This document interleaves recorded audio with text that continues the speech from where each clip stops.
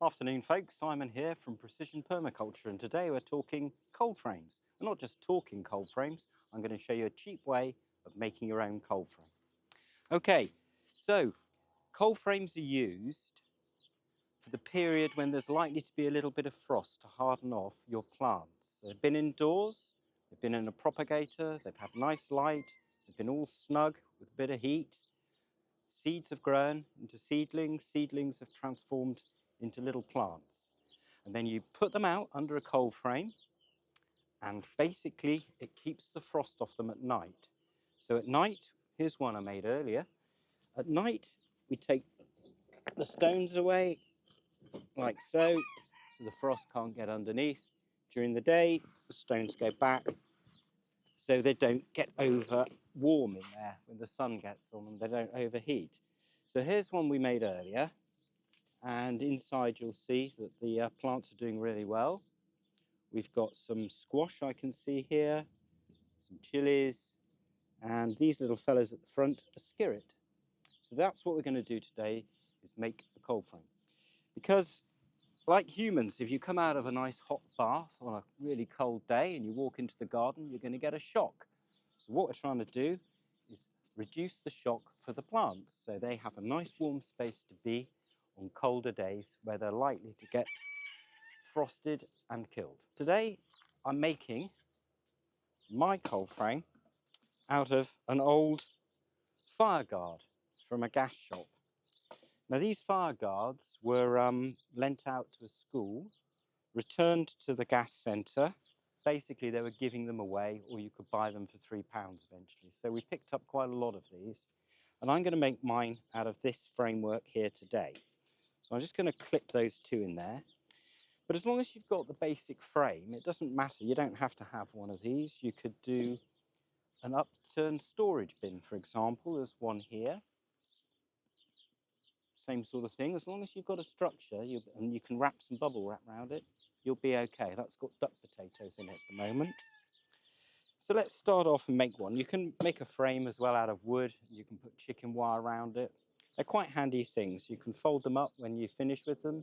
So they're only used really for about 6 to 8 weeks as cold frames, just while there's the tendency to be the odd day of frost.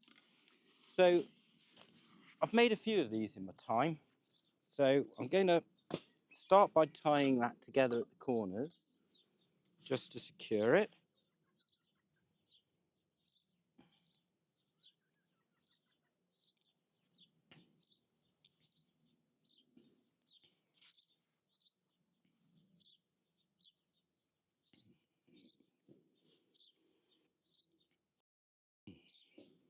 What I've learned from making these is that I now put a piece of wood, a little stick, measured it, just in between here, and that stops it sort of towing in when you wrap it with pallet wrap, which we're going to finish it off with.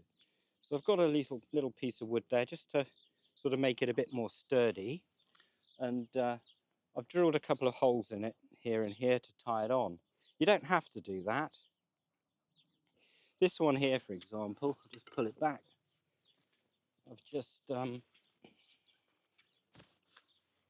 this one isn't tied. I've just wedged the piece of wood in, and it holds it firmly in place. You can see there, it's come out a bit, but it's just to hold it and give it a bit of structure so it's nice and got 90-degree corners to it, that's all. So just tie this on here.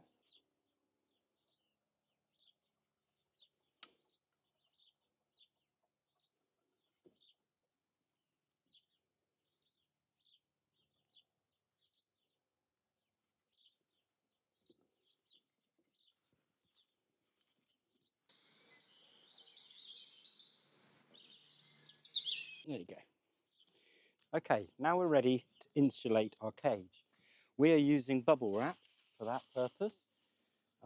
You can use bigger bubble wrap, you can have 2 layers of bubble wrap on there, but I find bubble wrap's pretty good. So that's what we're using. And then we're going to measure, first of all, the size that we need for our bubble wrap. So we've got 26 centimetres in height by 74 by about 56, 55, something like that. So what you do is you add the two sides on, which is 2 lots of 26, you add it to the 74 and you get yourself 126. And then the other way, it's 2 26s and a 54, it's about 108. And so what I've done, I'll find out in a minute, is I've cut the bubble wrap to that size. But in order to do the nice corners, because you've got excess in the corner, you need to cut a square out of all of the 4 corners, which is going to be 26 by 26 square. And if you're doing a lot of these, which I have in the past, I tend to make myself a template because that's quite easy to do. I'll just measure 26 up here, and then we'll cut that out. Well, let's cut it out accurately.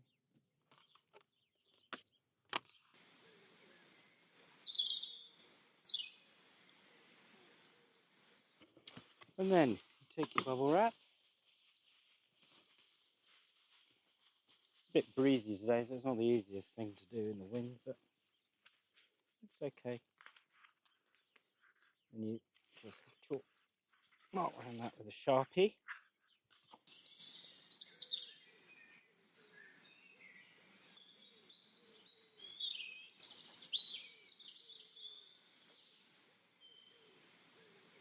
And you don't have to use one piece of bubble wrap, you can make it sort of a bit more of a jigsaw. If you can find multiple bits, just use sellotape to stick them together.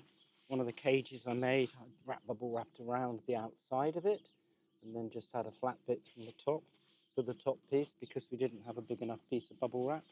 Bubble wrap's pretty widely available, you should be able to pick some up without it costing you anything.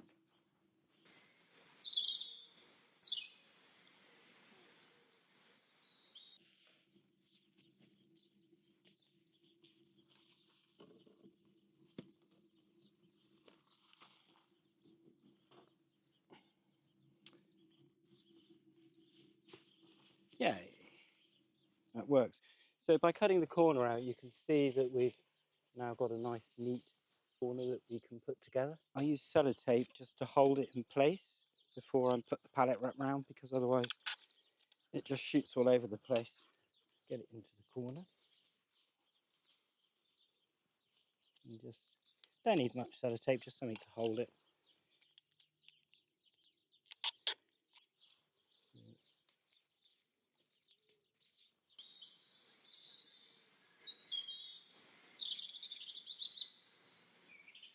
Yeah, another video we hope to bring you is interplanting. We've planted a beech hedge to act as a windbreak for our property. It's doing okay at the moment. It's in its 3rd year, I think, now. But while it's establishing itself, some of the squash that are over there, we're going to plant in between the beech to intercrop, basically, and use that space because it's a good growing space. So it's going to be a beech and squash hedge at some point, but we'll video that for you. Okay, so now you've got some insulation on your frame. And now we're going to just wrap it with some pallet wrap. Right, okay. So I'm just going to put this on here like so. And again, I'm going to use my sellotape just to hold it in place.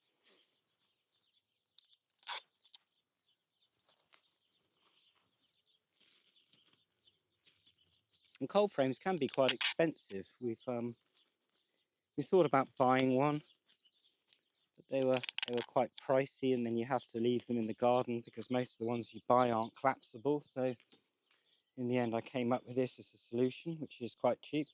This is going to cost me under £5 to make.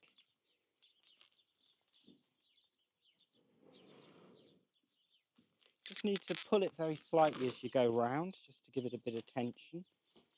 And I'm going to go round it twice.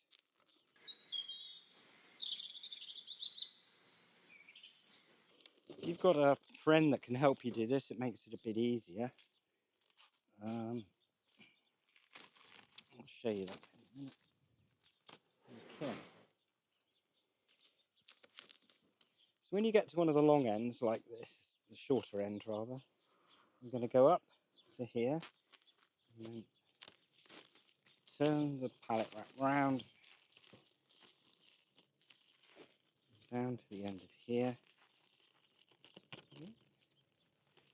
And what I'd like to do is make a nice straight line along here, because I'm going to run some tape and that'll hold the pallet wrap in place. So it's important just to have the pallet wrap coming down so it can be caught by the tape.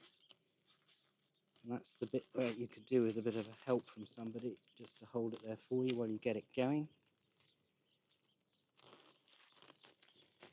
Right. And then I tuck in the bits of excess pallet wrap into the middle, like so. And you come. I'm going to catch these side bits in the bit I'm doing now, the top bit. Still keep a bit of tension on it as I go across it.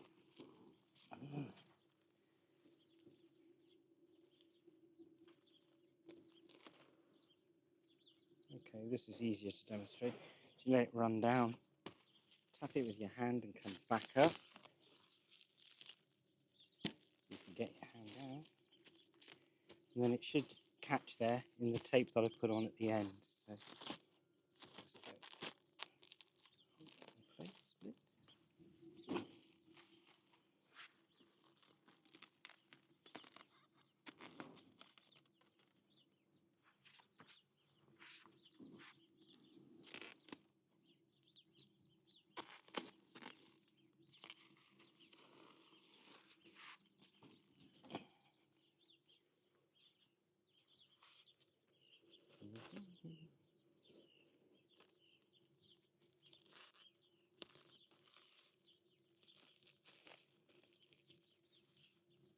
Just going to put a little bit of sellotape on that to hold it.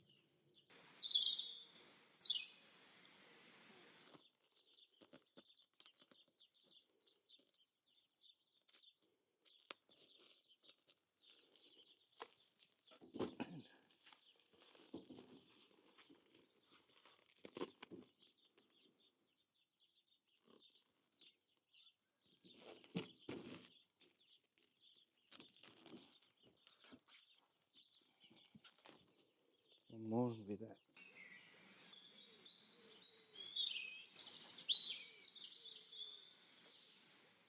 And then we just cut that off now neatly. Just to finish it off, I'm just going to use some sort of electrical tape, like so. And then the idea is you catch the pallet wrap that's come down, cut it off neatly here, like so, and then just wrap it under the stick, just to stop the pallet wrap lifting in the wind.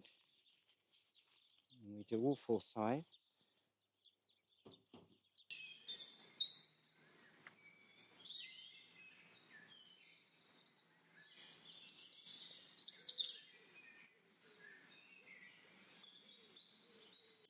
And that's it, finished.